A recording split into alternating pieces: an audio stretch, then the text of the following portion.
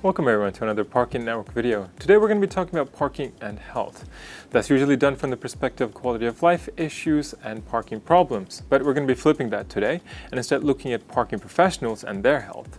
To do so, we have Eric from LAZ Parking and Andi from WellSpark. Thank you both for joining today. Can you please introduce yourself and your companies?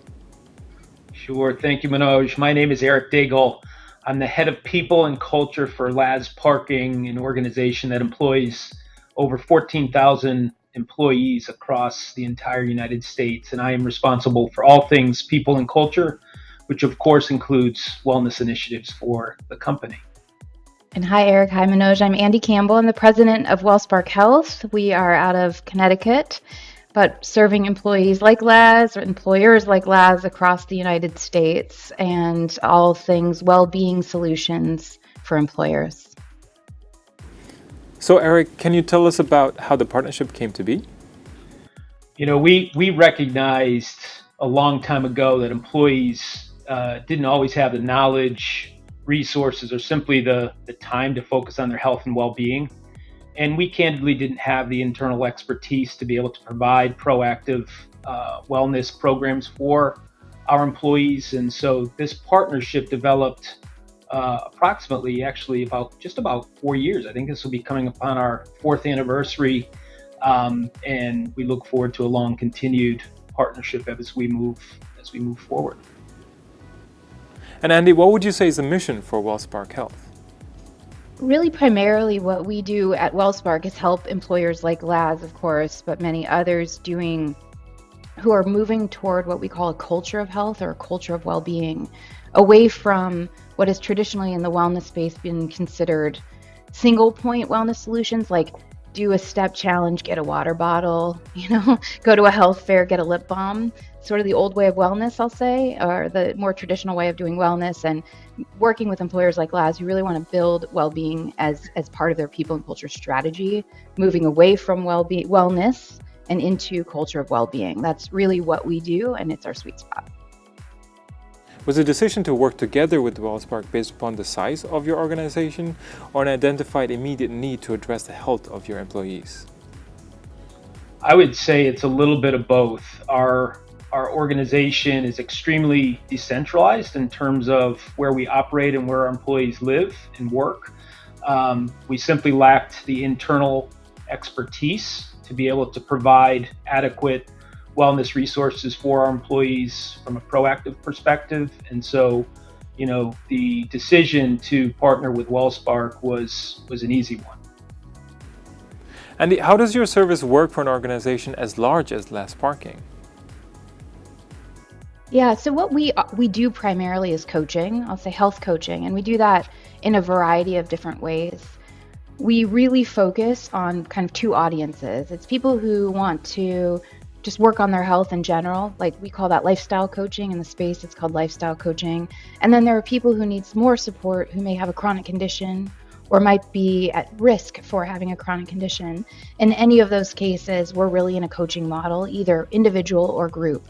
When an employee at LAZ or any other employer has an interest in working with us, or maybe in some cases is required to work with us based on the employer, and in LAZ's case, I wouldn't say required, it's a softer word, but they encourage people who have a chronic condition, especially to get some support and education to help them manage their conditions more effectively. They come to us through an app and or through the phone. They can call and get an appointment. So they can set an appointment, and when they set their appointment, they can choose, do they want to work with someone on the phone or they want to work with somebody on video. Not only do we do one-on-one, but we also have options, and at LAZ they've been doing a lot of options for group as well, particularly on burnout lately. I think stress and burnout, I'm sure Eric can talk a little more about that, but so the choices have been individual or group, and in all of those cases it's virtually through video or just telephone. And following up on that point, Eric, have you seen a lot of cases of burnout? I would say, in the post-pandemic era that we're living in right now, the next emerging health crisis is really a mental health crisis and a lack of resources. So I would say that, probably one of our top issues that we hear from employees is around managing stress and burnout. And through our partnership with WellSpark, we've been able to introduce a group coaching program that focuses exclusively around managing health and well-being and managing stress load, and being able to navigate that issue better in the workplace and outside of the workplace so that you can be happy and healthy with your families at home. So I would say that, we've just launched a program with WellSpark, just finished our first pilot program and are looking to scale that well beyond so that we can, have hundreds, if not thousands of employees get through that program to the extent there's a need and an interest to assist our employees. What's the uptake of the service been like? Have you had to take additional steps to make the service more accessible? There certainly have been steps that we've needed to take to gain and improve adoption. I would say, WellSpark's app has been a great central resource for employees to be able to establish coaching sessions, to be able to take wellness questionnaires to allow for them to understand what do they need to be doing in their own lives based upon their own personal factors and decisions around health and eating and exercise habits. So I think the app has really brought the program to the forefront of our employees' lives. Secondary to that, we do host monthly informational sessions and invite all 14,000 employees to be able to participate in those and learn more about WellSpark from one of our representatives that can identify and explain all the different programs and options that WellSpark offers through this partnership with LAZ. And through that, I think we've gained some great adoption and traction with our employees. Further to that, I would say we've heard some real heart-wrenching stories about employees that simply lacked knowledge around their health conditions, had comorbidities that they didn't even know where to start to address, and have had some really very powerful statements that have come from our employees that this was a life-changing and altering experience through them going through a coaching program, and simply are just super appreciative that their employer was sponsoring this for them on their behalf. So Andi, would you say that WellSpark is concentrated on the health of individuals as a whole, including both mental and physical? Since the COVID-19 pandemic, I think just the workplace has shifted in general. We're finding more and more employers like LAZ who have an interest in supporting, I'll call it whole person or total person health. I think we all know that the research tells us there's a mental health crisis in our country, and so there's no question that that's often the leading part of the conversation we have with employers. What I will say is our model is about removing the barriers that are preventing people from making change in their lives. And that could be, and in a lot of cases, it's just coping skills, or it could be building resilience. It could be managing mild symptoms of anxiety or depression. And that shows up very often. In fact, even the folks we're working with who are, let's say, diagnosed with a condition like diabetes, or even pre-diabetes or obesity, or as Eric was mentioning, comorbidities like hypertension, high blood pressure, hyperlipidemia, which is high cholesterol, these lifestyle conditions, they cause distress and stress. So not only is there stress right now in the world because of the world being the world the way it is, but on top of that, people who are faced with a condition often have what's called disease distress. And so it's a highly prevalent problem that is showing up everywhere, I would say. And so there's no question in my mind that stress and burnout, stress leading to burnout, is one of the primary, I'll say, topics that we cover typically with our programs. But our general theme, I'll say, is what is the barrier individually to somebody's health ultimately, and then how do we help them identify and put in place and implement and stay accountable for small actions that can lead to meaningful results, like Eric was saying. And that can come in a lot of different ways. I just think we're in a place and time in the world right now where people just really need help in learning how to get grounded and balanced and manage all the demands between work and home. The lines have become a little more gray. So Eric, with LAZ being one of the largest parking companies in the US, do you think there are specific roles or responsibilities within the industry that impact health more?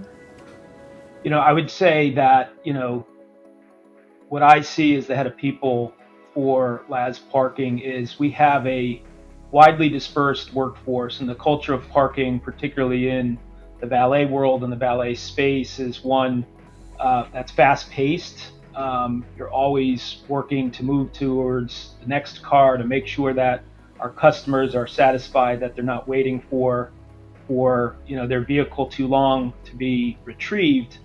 And I think through that process, employees generally get fatigued, and that ultimately results in burnout over time. And when our employees are not physically well, as Andi referenced earlier, there are secondary issues that emerge, like mental health issues, and that could just be simply being distracted, which results in our employees getting injured because they're moving too quickly, they're not focusing. And so, our program around, preventing stress and burnout in the workplace is a direct correlation to what we're seeing in the parking industry across the entire United States. Manoj, would you mind if I just add something there that may be helpful from a parking perspective? Of course, please do. I think about parking similar to other populations that are what we call hard to reach. They're harder to reach populations. They're people who are typically, many of them are, maybe they're in a parking lot alone. They don't have access to email, and they don't maybe even speak English as a first language. From the wellness perspective, they may have grown up in another country where preventative and proactive health care is not a priority, or sometimes in many cases not affordable.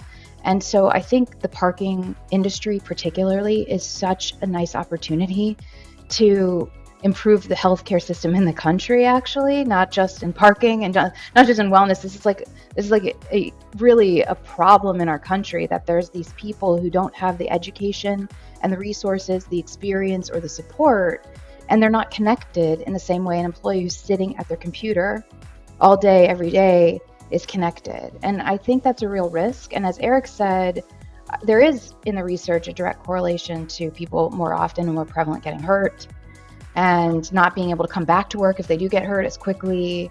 There's so many downstream impacts of people's health not being their primary priority. And particularly in this population, many of these people don't know how to even ask for help or get help. And if they're diagnosed with something, they don't know what to do with it. They're told one day by a doctor, you have XYZ, and then after that, what then? So I just think parking particularly is a hard to reach, what we call hard to reach population, is a really nice opportunity to not only, of course, improve the health of the workforce and the health of the country's workforce, but also honestly improve the bottom line. Thank you both for your time today. This is a fantastic initiative, and look forward to seeing how things develop for the program in the future. See you later. See you later. Bye-bye. And to the audience, thank you for joining today. If you like this video, we have many more at parking.net, and we'll see you on the next one.